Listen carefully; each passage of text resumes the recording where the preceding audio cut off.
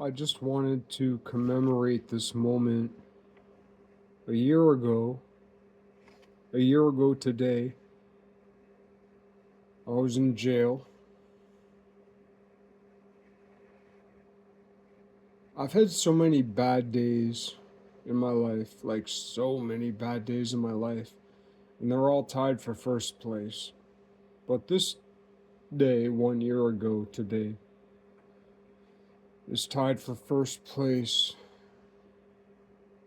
of the worst day of my life. It was a bad day, a really bad day. I still don't feel like talking about it yet. But for myself, as a diary entry, it's good to remember. And I learned something important that day. And for the last couple years, several years, I've been trying to figure out this object. And as of today, I'm on page 176 of trying to figure out this object. And this object is part of a larger object I've made many videos about. And I've made many videos about this specific piece of the object. I'm old now. When I was young, I dreamt of becoming married and having children and having a beautiful family. And every piece of that dream fell away, leaf by leaf, flower by flower, petal by petal, seed by seed. Nothing ever took root. That dream died, and all that was left was the residue, you know? So, anyway, what I like about math is that if you're perfect with math, the math doesn't lie. To my mind, anytime numbers are truncated, math is lying. So, the infinite precision preserved in roots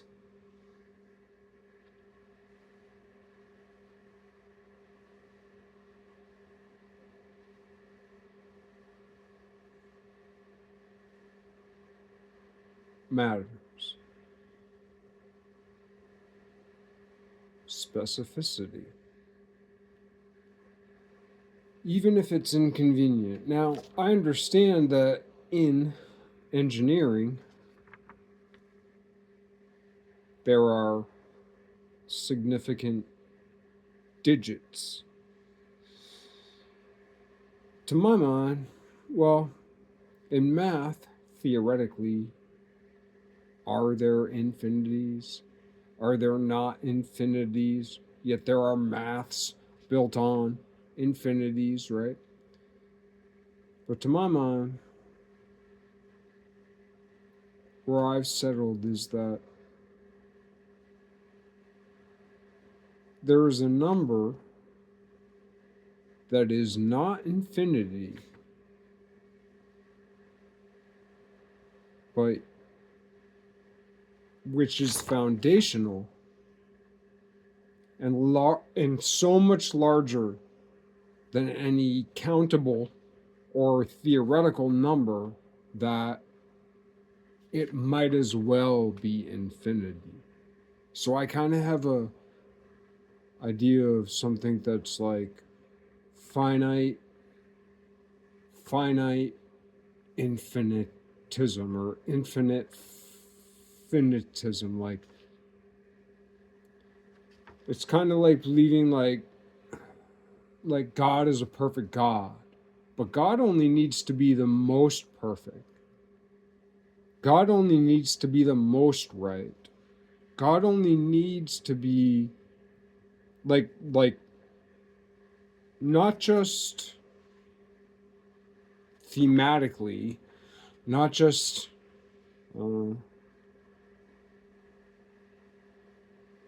theologically, not just theologically, like God just needs to be the best of the best. And that is infinity. Because whatever one, whatever man, whatever woman, whatever soul, whatever spirit, whatever organizing principle exceeds all else by an order of magnitude is God.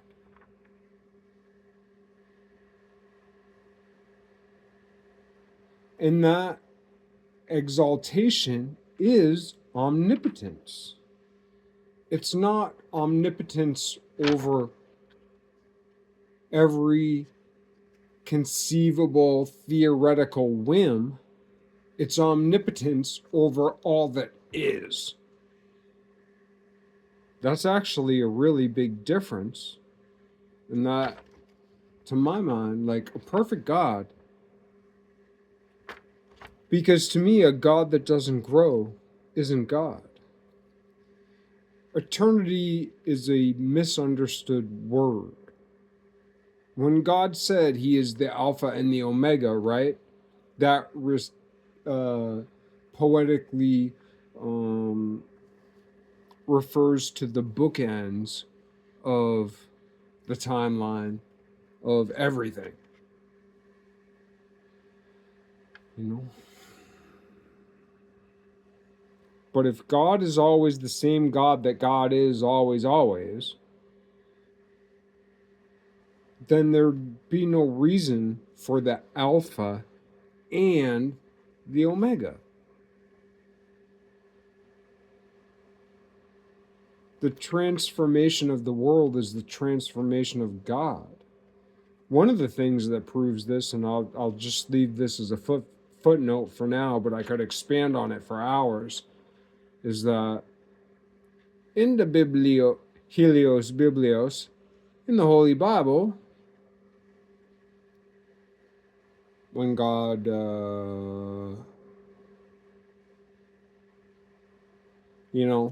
with the whole Noah's flood thing, like God destroyed the world once, and then God said God wouldn't do that again. Now, I could explode that theme in a gazillion different ways, but for the purpose of the, I'm going to restrain myself, and just for the purpose of this video, mention that that is the same exact mistake, you could say, that Moses made when Moses killed an Egyptian man. People say Christ was perfect, but in the, I can't remember which apocryphal gospel, I can't remember, it might have been the Gospel of Thomas. But there was an apocryphal gospel which spoke about Jesus killed a boy when he was a boy. But then he brought him back to life after he learned that killing was wrong. Right? So it's like, God flooded the world, God killed the world, or the known world, or the world of the known world of the people who wrote what the books that collected now we reference as the Holy Bible. Old Testament, Torah.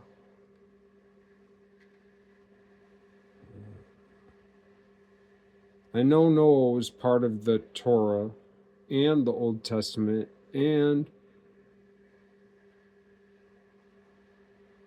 the Holy Bible.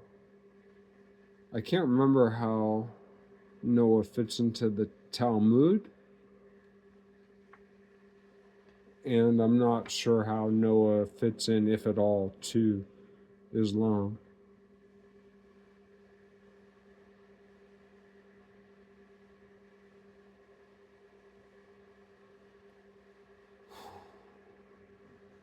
But the theme across time, the echoing of themes across time, the rhyme of history, or wait, what is it? History doesn't repeat, but it rhymes. The rhyme. But it doesn't always rhyme. Sometimes it just syncopates. And sometimes strangely. Right. But anyway, a year ago today, it was so funny. I'll tell more about this story later, but I woke up in jail. And the funny thing about it was I was sleeping in the bed in the same way that I sleep in my bed. And something about the room, the way it was made, mimicked the way my room is made. Where my bed is, where the door is, etc., where the bathroom is, etc. But anyway, I woke up before I opened my eyes. Then I closed them again. I kept dreaming, thinking I was in my room. But I wasn't in my room 1 year ago today. I was in jail. Not prison, jail.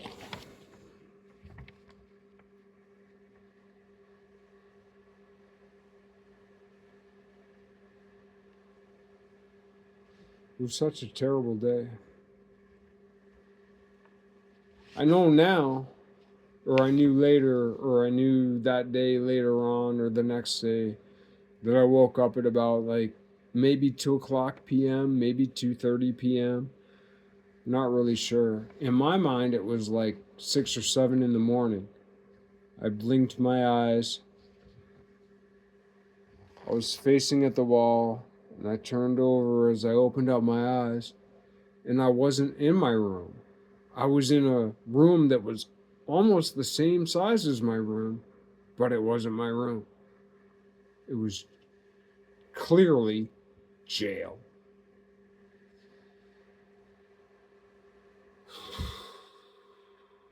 So I took a deep breath and said, "Oh, fuck."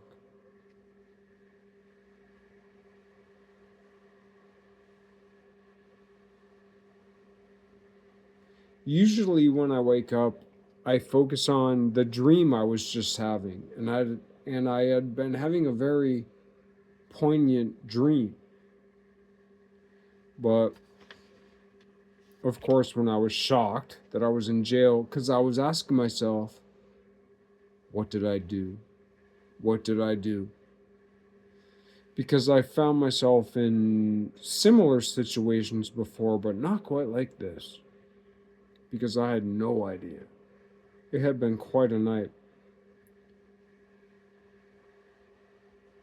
And the other times I found myself in jail, I had some recollection of it.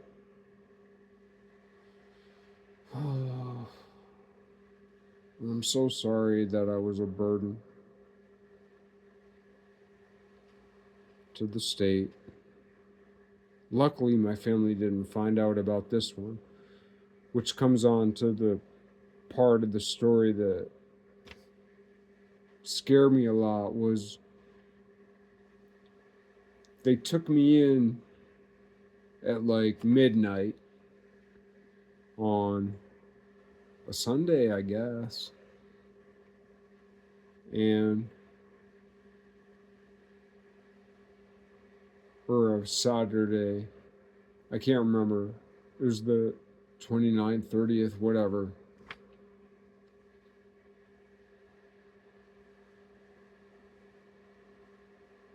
And they didn't let me out till 9:30 the next night because they weren't allowed to release me until I was sober. So from the time that they arrested me to the time that they let me go, was 21 hours. And that meant I was so drunk when they arrested me, which I don't remember at all. Maybe a little bit of something. And 21 hours later, they let me go when I was sober. Which means, yeah, my blood alcohol content would have been about 21 drinks, which would have been 21 times 0.2, which means I would have had a blood alcohol content of 4.2 when they arrested me, which is a big number, which also means I have some fucking kick-ass tolerance. So, I mean, that's a silver lining. Not a good one. But, so far as people who can take poison, that cat actually gives me great hope because I'm a house painter. So I'm always getting like sawdust and like paint, like, because if you're a painter, painting is the least of it. Most of it is like sanding and caulking and fucking all this prep work. Painting is the least of it. And if you're a painter, painting is the least of it. You gotta clean shit. You gotta clean up the slop from the fucking dirty drywallers and the electricians who always leave their fucking little wire pieces everywhere. It's like, why don't you motherfuckers bring your fucking vacuum in? I don't really mean that. Hey, you gotta show respect to the electricians and the plumbers, because they're dealing with some real shit, and paint is just paint. But at the same time, when you're working in a high-end home, you got to keep your shit clean. Otherwise, you get in trouble.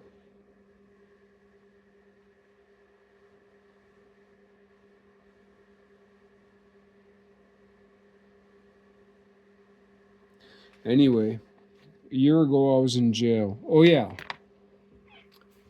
So I was arrested at, the last thing I remember, it was probably about 1:45, and I was getting a double shot of whiskey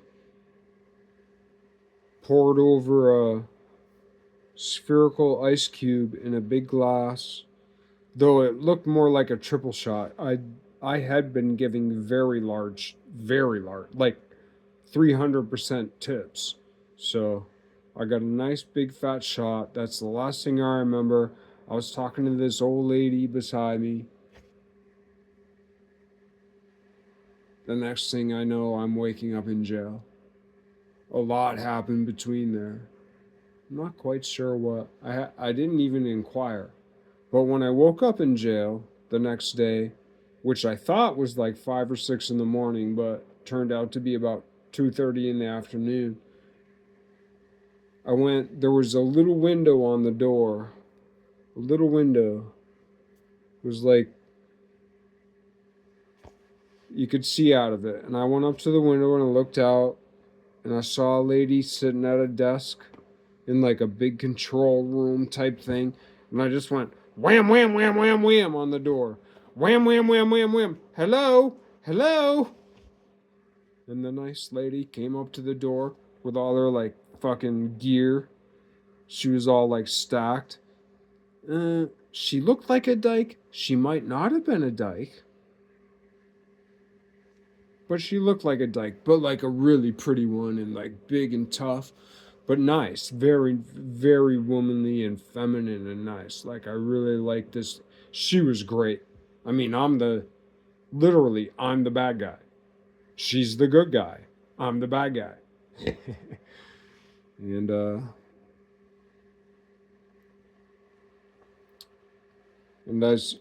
can't remember what I said exactly, but like I can't remember it verbatim, but I can remember the what do they call it? The synopsis, the paraphrasing. I was like,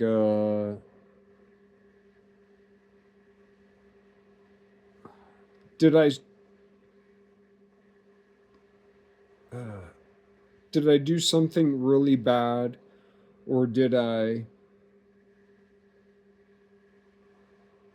was I just a big asshole? Something like that. It was like, did I break did I really break the law really in a bad way, or was I just a big fat fuck? Like, I had some kind of premonition that I was just being held for, like, um public disorderliness, you know, public drunkenness, whatever. And anyway, it was something like that. I was like, am I in big trouble, or am I just a big asshole? It was something like that that I asked her. And she said, but she definitely said, you're just a big asshole. And I said, okay. And I said, when can I get out? And she said, when you're sober.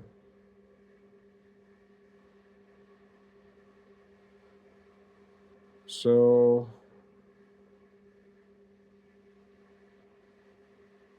and she said, we'll check on you in a little while.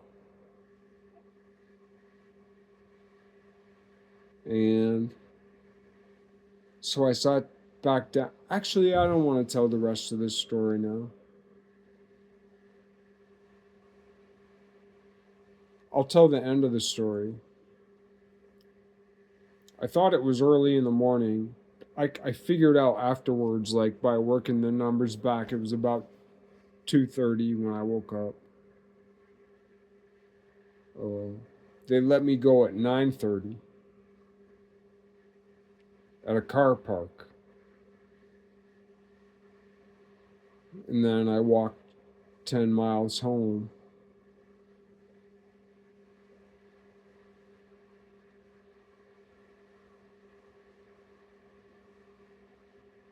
Which isn't that big of a deal.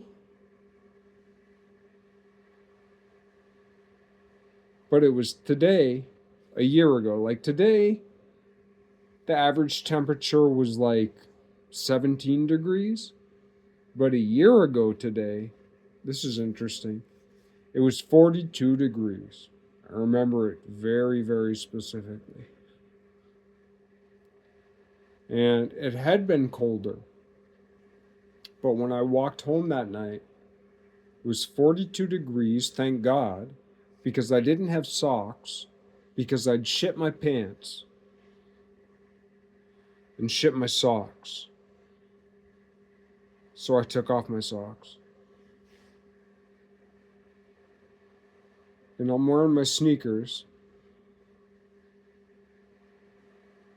jeans, shitted up, but I took off my underwear and my sweatpants that I've been wearing. I left them at the jail. I tried to clean up when I was in my cell. I don't know how that happened.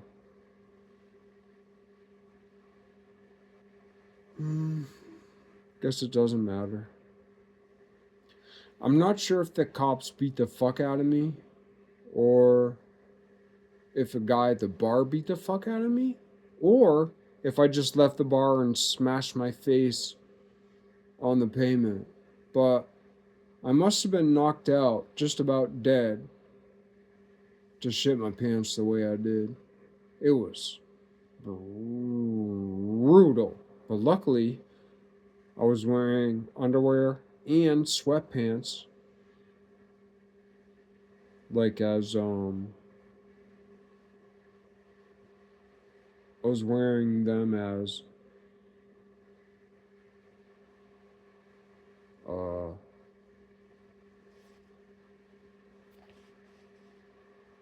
like thermal underwear, kind of. So it was actually like a big fat diaper.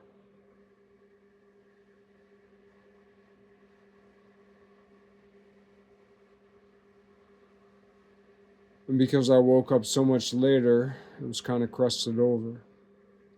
About a week later, I got bills from ambulance companies and hospitals and all this shit. I didn't even know. Apparently, I I got charges from a hospital. I got charges from this and that.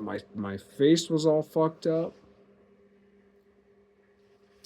like it had been smashed. I don't see. That's the thing. I don't know if my face was smashed because I fell flat on the concrete, which I might have, or if because they beat the fuck out of me. I think they beat the fuck out of me. But even if they did, I don't even blame them. Because I know when I get that drunk, I get really conspiratorial. So when I get that drunk, I might have actually been a big enough dick to the cops where I actually deserve to get my ass beat. They didn't press charges. I didn't get a crime. But I just know I was like such a dick that I kind of deserved to get charged with something. And maybe they beat me up and then they were like, well, maybe he won't remember. And I didn't, you know? Like maybe technically, according to the law, they broke the law if they beat the. I don't. I just know I was beat the fuck up. I just don't know if it was because I went flat face, which I never do. Well, I shouldn't say never. I've gone flat face like 4 or 5 times in my life, and actually that day would have been a good contender. So maybe, but it's very rare, and it's very rare these days. But I was really drunk that day. A year ago. But I walked home in my poopy pants.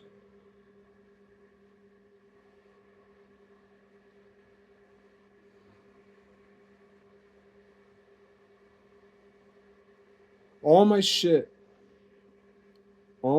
everything I had on me, I had earbuds, I had my phone, which died. That was the last day I ever used that phone. Um, Coincidence, I guess. My jacket, this actual bandana.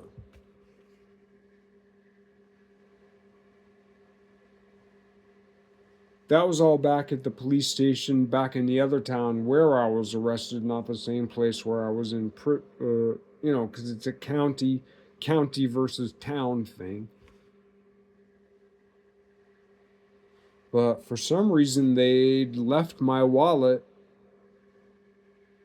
in my pants. Maybe they were being nice.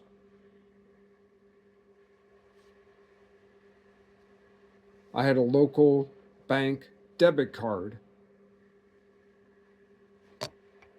Maybe that was the clout that saved my wallet. I don't know, but someone somewhere broke the rules and left my wallet in my pants. Thank you, whoever you are. Thank you very much. Because when they let me out, they drove me out of the driveway, which is this long winding, like it's almost like a elf driveway, like down this mountain from the jail.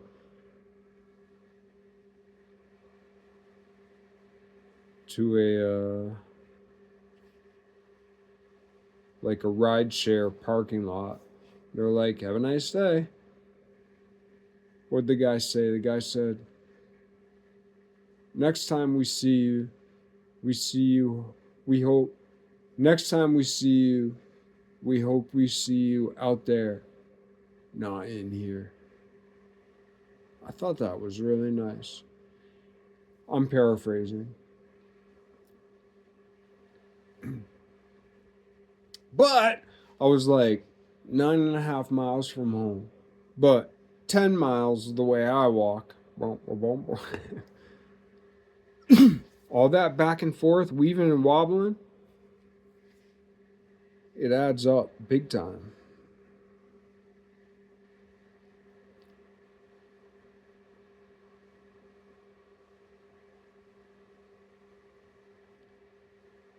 Anyway, that night I was really scared because it was like 42 degrees and it had been so cold. And I just watched this film about how like chipmunks hibernate, but they also kind of wake up a little bit from here and there to snack on stuff sometimes. And I also know bears hibernate. And it was so warm after having been so cold this day last year that I was like, wait a minute, what if the bears wake up sometimes to snack on stuff? And I've seen plenty of bears all over here. So, I mean, if you see one, that's enough. If you see two, if you see three, right? And if you hear your dad or your brother or your whatever, your friend, someone you work with talk about the bear they saw, I've seen enough bears to know they're around. So anyway, that whole 10 miles, for whatever reason, I was just like, bears, coy dogs, bear, because there are coy dogs around here, all over here. And about a month before, I'd seen the fastest coy dog I ever saw. It was about, I was going north on Interstate 91, probably just south of Windsor or about Windsor. And I'm going north on 91, and way to my right, it was this one stretch on 91 where you can see down into, I can't remember if it's Windsor or North Heartland or Wethersfield, but like there's this big passage of like almost like a little itty bitty prairie. And it stretches off, and there's this beautiful township you can see down below. It's so picturesque. It's like this absolutely beautiful, Norman Rockwell, Maxfield Parrish type thing, who both lived in this area. I'm connected to both of those artists in loosely. I and this coyote, this coy dog. I'm coming up the highway going north, and I see this coy dog way off out there. And he was going faster than I was. And by the time he crossed me right before I got to him, and by the time I even just went like this, he was already way up the mountain on the other side of 91. He'd already crossed both highways, the median, and he was up the mountain. I've never seen a living being move that fast. Ever. Ever.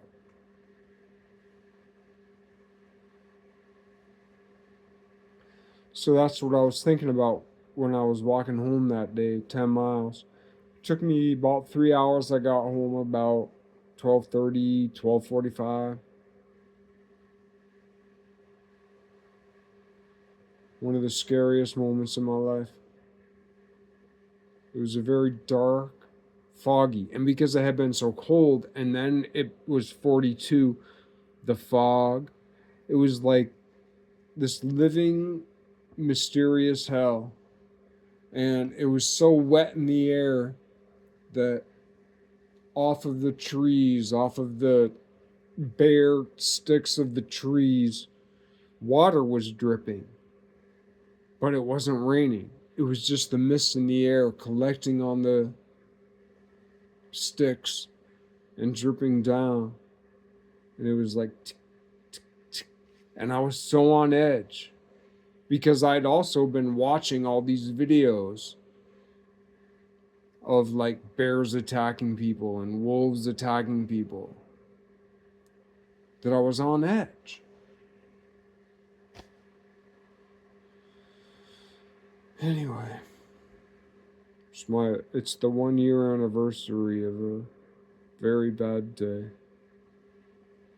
And I love a good story, even if it means I'm a cuck in some sense, like self-deprecating. If you can get a laugh or a lesson. For some reason, I always prefer the laughs to the lessons, because As little as I laugh a bit more than I learn. Or I leer, whatever. But anyway, the good news, I think. Oh yeah. The good news is that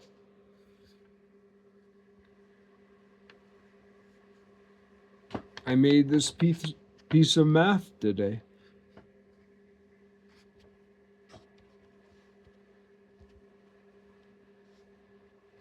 It's a nice piece of math. It's not done yet. This page isn't done. But I did this today. This is better than what I did a year ago today. I'd like to get better still. I know I'm still fucked up. I still believe that I can sharpen what has been dulled. And I still believe that I can soften what has become rigid. And I think that's a fair prayer, fair expectation. Unlikely as it may be.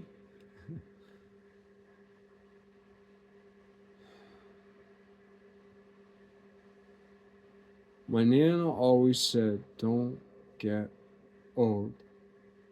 She was my favorite person. Don't get old. That's what she said to me. She got really old. And it wasn't pretty. And I guess that's why she said it. But she said it since she was about my age. She always said, don't get old. And she'd look at me like this. She'd say, I gotta give her full respect for it. She'd say,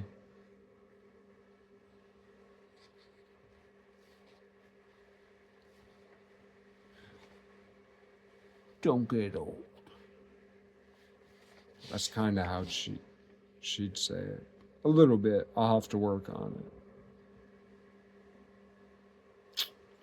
It's hard to remember things that aren't recorded. It's hard to deliver the message faithfully, I think.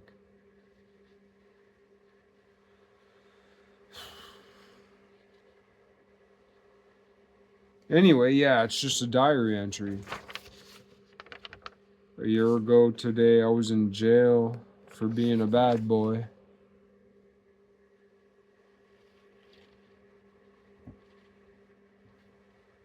And one of the last things that happened to me in jail was something that symbolically reminded me of this object. And I worked twice as hard on it this past year as I did the year before, which isn't enough. It's a scary thing because I'm trying to prove something that I suspect. And if I'm wrong, I have wasted all this time.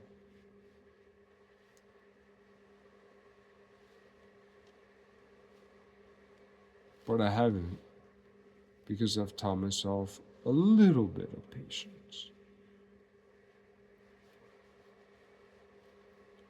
And if I'm right,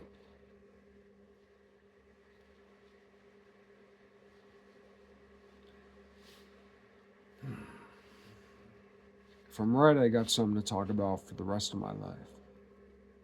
Be it a day, a week, a month, a year, 10 years, 100 years, 1,000 years, forever and ever. Amen.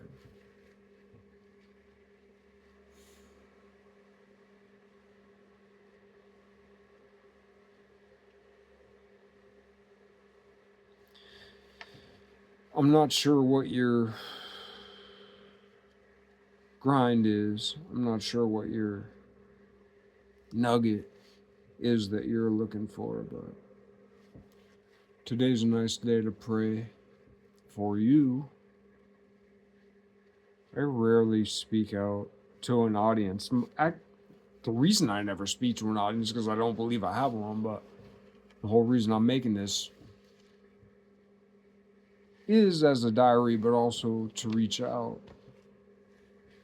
That if in 1,000 years all kinds of other files are lost and accidentally mine are kept, then I would like to provide some comfort for my potential audience.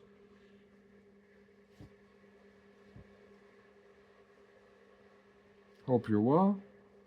I pray for you, for your family, for your prosperity, for your eternal life. I pray for your eternal life.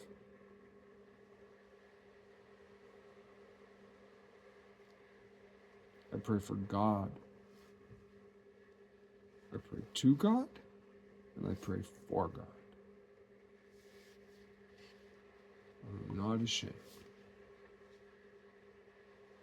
of that. I'm ashamed of everything else.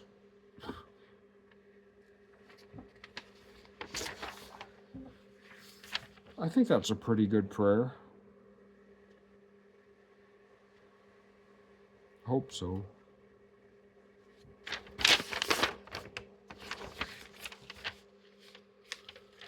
This point, sigh.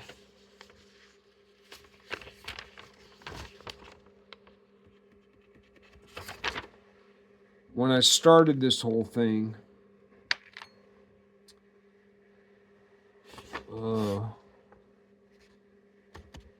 that point, sigh, is one of the 2 points I'm looking for.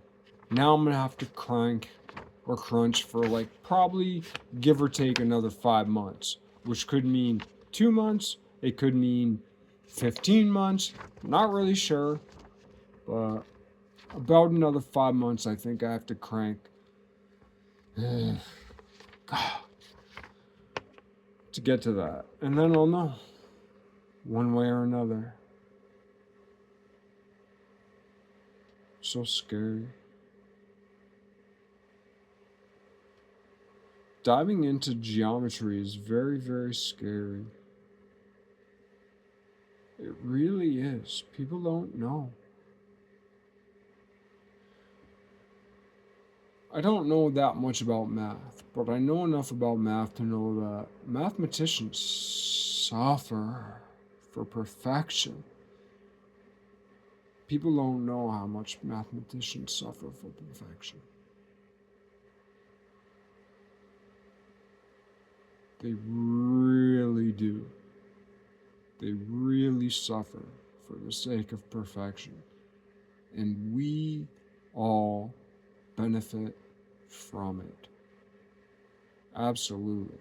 Not every single, but like the corpus, the body, the spine.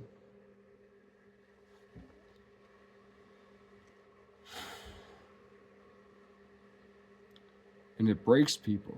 It destroys people. It is such a brutal mountain to climb. So, let's hear it for the math. Do, do, do.